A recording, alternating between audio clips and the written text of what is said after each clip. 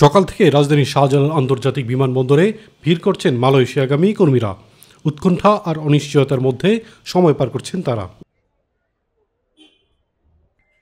চাহিদা বেড়ে যাওয়ায় মালয়েশিয়াগামী ফ্লাইটগুলোর টিকিটের দামও বেড়ে যায় কয়েক গুণ। লাখ টাকা দিয়েও পাওয়া যায়নি বিমানের টিকিট। সন্ধ্যায় মালয়েশিয়াগামী যাত্রীদের জন্য বিশেষ ফ্লাইটের ব্যবস্থা করে বিমান বাংলাদেশ এয়ারলাইন্স। তবুও ফ্লাইটের টিকিট পাননি প্রায় ৩১,০০০ কর্মী। ফলে বেশিরভাগেরই মালয়েশিয়া যাওয়া পুরোপুরি অনিশ্চিত। আমাদেরকে বলা হয়েছে যে এখন আসো, আমরা আসছি, এখন আমাদের টিকিট হাতে পাচ্ছি না।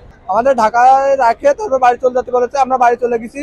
আবার আমাদের নিয়ে আসে আমাদের আজ 3 দিন আসছে, শুধু টিকিটের পরে টিকিট মানে ডেটের পরে ডেট দিয়ে যাচ্ছে। আমরা বিমানবন্দরের ভিতরে ঢোকার পরে ওখানে চেক দিয়ে বলছে যে তোমাদের টিকিট কনফার্ম করি নাই।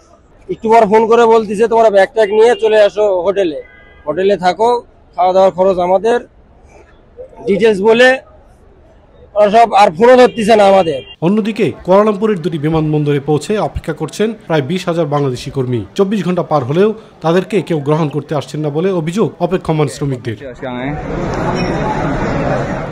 খাবার ও পানীয় ছাড়াই বিমানবন্দরে দীর্ঘ সময় কাটাতে গিয়ে নানা ভোগান্তিতে পড়ছেন তারা। অনেকে নিয়োগকর্তা গ্রহণ না করায় বিমানবন্দর ছেড়ে কর্মস্থলে যোগ দিতে পারছেন না বলেও দাবি তাদের। মালয়েশিয়া সরকারের ঘোষণা অনুযায়ী 31 মে বন্ধ হচ্ছে মালয়েশিয়ার শ্রমবাজার। দেশটিতে আজকের পর থেকে আর কোনো বাংলাদেশি শ্রমিক প্রবেশ করতে পারবে না। সরকারের এই ঘোষণার পরপরই এই পরিস্থিতির সৃষ্টি হয়। ইলিয়াস কমল, মাই টিভি।